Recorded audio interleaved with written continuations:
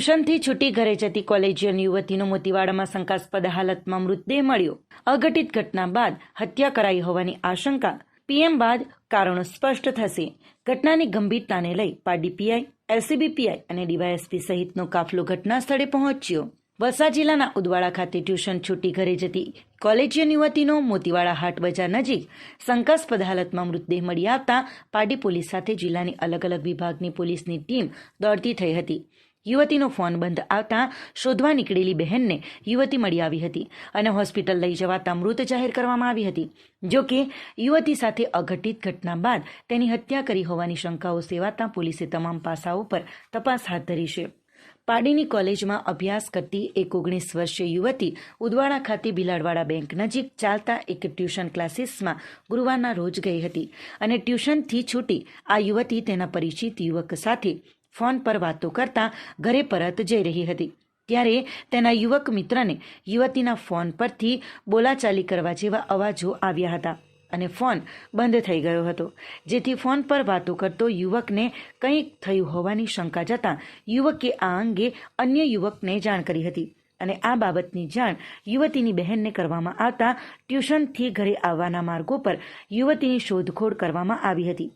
આ દરમિયાન યુવતીની બહેનને મોતીવાડા પાસે ભરાતા હાટ બજાર નજીક એક અવાવરૂ સ્થળે યુવતી બેશુદ્ધ હાલતમાં મળી હતી, જેથી તેને તાત્કાલિક બાઇક પર જ પારડી મોહનદયાળ હોસ્પિટલ લઈ જવાઈ હતી। ત્યાં યુવતીને મૃત જાહેર કરવામાં આવી હતી। આ યુવતી સાથે અઘટિત ઘટના બની હોય જે બાદ તેની હત્યા કરી દેવામાં આવી હોવાની શંકાઓ સેવાઈ રહી છે। ત્યારે આ ગંભીર ઘટનાની જાણ Pardi PI GR Gadhvi, LCB PI ઉત્સવ બારોટ, ડીવાયએસપી દવેને થતાં તાત્કાલિક પોલીસનો કાફલો હોસ્પિટલ ખાતે દોડી આવ્યો હતો અને યુવતીના શંકાસ્પદ મોતના મામલે તમામ પાસાઓ પર ઝીણવટભરી તપાસ શરૂ કરી છે। જો કે આ યુવતી સાથે શું ઘટના બની હતી અને કઈ રીતે મોત નીપજ્યું જેવી બાબતોનું કારણ પીએમ રિપોર્ટ બાદ જ સ્પષ્ટ થશે। આ સમગ્ર ઘટનાને લઈ પારડી પંથકમાં અનેક ચર્ચાઓ સાથે ચકચાર મચી જવા પામી છે।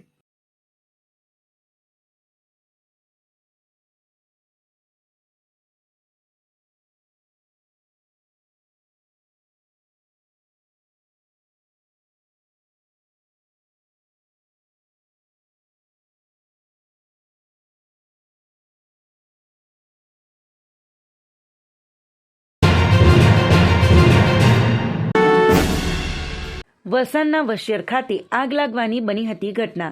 વલસાડના વસિયર પાસે આવેલ જેડી ફાસ્ટ ફૂડ નામની દુકાનમાં અચાનક કોઈક અગમ્ય કારણોસર આગ લાગી હતી। જો કે બંધ દુકાનમાં અચાનક ધુમાડો નીકળતા લોકોમાં ભાગદોડ મચી ગઈ હતી। આજુબાજુના લોકોએ તરત જ દુકાન માલિકને ઘટના અંગે જાણકારી આપી હતી અને દુકાન ખોલી પાણીનો મારો ચલાવ્યો હતો।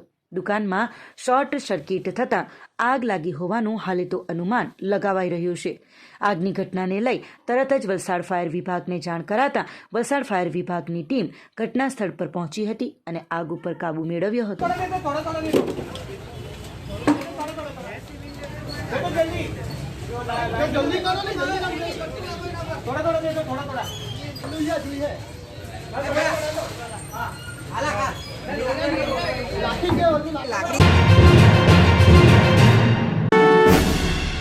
શ્રી દમણ જિલ્લા આદિવાસી સમાજ દ્વારા ભગવાન બિરસા મુંડાની 150મી જન્મ જયંતિને જનજાતીય ગૌરવ દિવસના રૂપમાં ઉજવણી કરવામાં આવી। જનજાતીય ગૌરવ દિવસ આદિવાસી સ્વતંત્રતા સેનાની ભગવાન બિરસા મુંડાની જન્મ જયંતિના રૂપમાં ભારત સરકાર દ્વારા 2021માં ઘોષિત કરવામાં આવી હતી।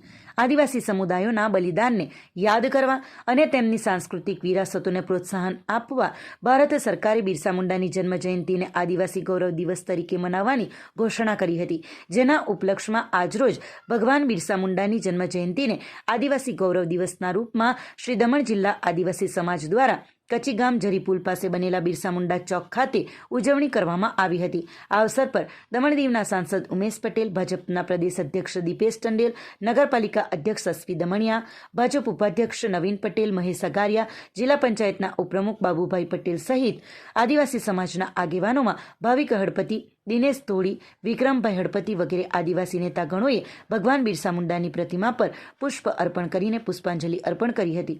આ પ્રસંગે દમણ દીવના સાંસદ ઉમેશ પટેલે પ્રદેશના આદિવાસી સમાજ વર્ગના લોકોને તેમના હક્કોનું પ્રશાસન દ્વારા શોષણ થયાનો ગંભીર આરોપ લગાવ્યો હતો. ઉમેશ પટેલે વધુમાં જણાવ્યું હતું કે ભગવાન બિરસા મુંડાની જન્મજયંતિનો કાર્યક્રમ સરકાર દ્વારા પૂરા દેશમાં કરવામાં આવી રહ્યો છે, જ્યારે આપણા દમણ દીવમાં આદિવાસી સમાજ સ્વયં ખર્ચે આ કાર્યક્રમ કરી રહી છે, જે ખરેખર પ્રશાસનિક અધિકારીઓની તાનાશાહી છે. દમણ પ્રશાસન મોન્સૂન ફેસ્ટિવલના નામે કરોડો રૂપિયા ખર્ચી નાખે છે, પરંતુ ભગવાન બિરસા મુંડાની જન્મજયંતિની ઉજવણી કરી શકતા નથી. સાંસદશ્રીએ નામ લીધા વગર કહ્યું કે લોકશાહીની લડાઈ મારી શક્તિશાળી વ્યક્તિ સાથે છે, એટલે થોડો વાર લાગશે, પણ દમણ દીવમાં લોકશાહીની સ્થાપના હું કરીને રહીશ. ભાજપના પ્રદેશ અધ્યક્ષ દીપેશ ટંડેલે તેમના ઉદ્બોધનમાં કહ્યું હતું કે કેન્દ્રમાં ભાજપ સરકાર આદિવાસી હિતેશી છે અને દાદરાનગર હવેલી તેમજ દમણ દીવ આદિવાસી બહુલ્ય વિસ્તાર છે. આદિવાસી સમાજ માટે અમારી સરકાર કામ કરી રહી છે.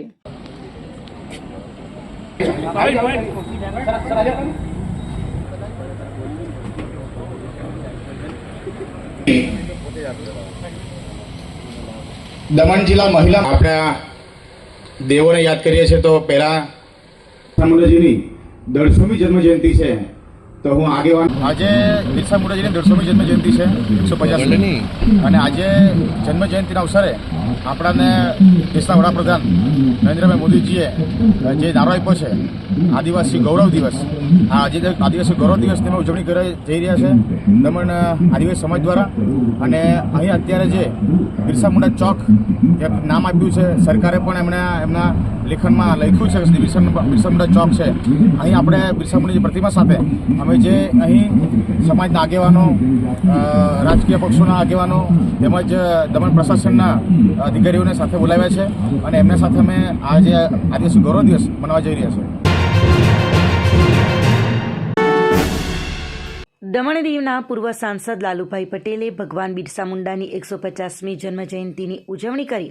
15મી નવેમ્બર આદિવાસી સમાજના નાયક એવા ભગવાન બિરસા મુંડાની 150મી જન્મજયંતિ હોય. એમની જન્મજયંતિ પૂરા ભારત દેશમાં મનાવાઈ રહ્યું છે, જેના ભાગરૂપે દમણ દીવના ભાજપના પૂર્વ સાંસદ લાલુભાઈ પટેલ દ્વારા તેમના નિવાસસ્થાને ભગવાન બિરસા મુંડાની 150મી જન્મજયંતિની ઉજવણી કરવામાં આવી હતી. ભાજપના કચીગામ મંડળના અધ્યક્ષ ગણેશ ભંડારીની અધ્યક્ષતામાં ભગવાન બિરસા મુંડાની જન્મજયંતિને આદિવાસી ગૌરવ દિવસના રૂપમાં ઉજવાઈ હતી. આ અવસર પર આદિવાસી સમાજના લોકો અને પૂર્વ સાંસદ લાલુભાઈ પટેલ, તરુણાબેન પટેલ, ગણેશ ભંડારી, હિતેશ ભંડારી, કેતન ભંડારી, મનીષ પટેલ, જીગુ પટેલ સહિતનાઓએ સૌએ ભગવાન બિરસા મુંડાની છબી પર પુષ્પ અર્પણ કરીને પુષ્પાંજલિ અર્પિત કરી તેમને યાદ કર્યા હતા. બિરસા મુંડાની જન્મજયંતિ 150મી આજે આપણા દેશમાં દરેક જગ્યાએ ઉજવણી કરી છે. એમની ભગવાન બિરસા મુંડા એક ગરીબોના, આદિવાસીઓના ભગવાન હતા. એમણે એમના માટે ઘણું કામો કરેલું. આપણા દેશના વડાપ્રધાન શ્રી નરેન્દ્રભાઈ મોદીજી એ એમના માર્ગદર્શન હેઠળ આપણા દેશમાં ગરીબ, આદિવાસી અને વંચિત લોકોના ઘણા જ કામ કર્યા છે. અને આદિવાસી ભાઈ બહેનો ભણે ગણે આગળ વધે અને આપણું દેશનું નામ રોશન કરે. તમે અત્યારે જો આપણા દમણ અને દીવ અને દાદરાનગરમાં એક કોલેજ, મેડિકલ કોલેજ આવી, ત્યાં અત્યારે લગભગ 55 ડૉક્ટરો નીકળે. એમાં કેટલાક આદિવાસી અને દીકરાઓ ડૉક્ટર બન્યા. આપણા માટે ગૌરવની વાત છે. ગૌરવ દિવસની આજે ગૌરવની નિમિત્તે ગૌરવની વાત છે. અહીંના પ્રશાસક પલભાઈ પટેલે એના સફળ પ્રયાસથી આ આદિવાસીના દીકરી ડૉક્ટર બની અને બિરસા મુંડાને અમે અર્પણ કરી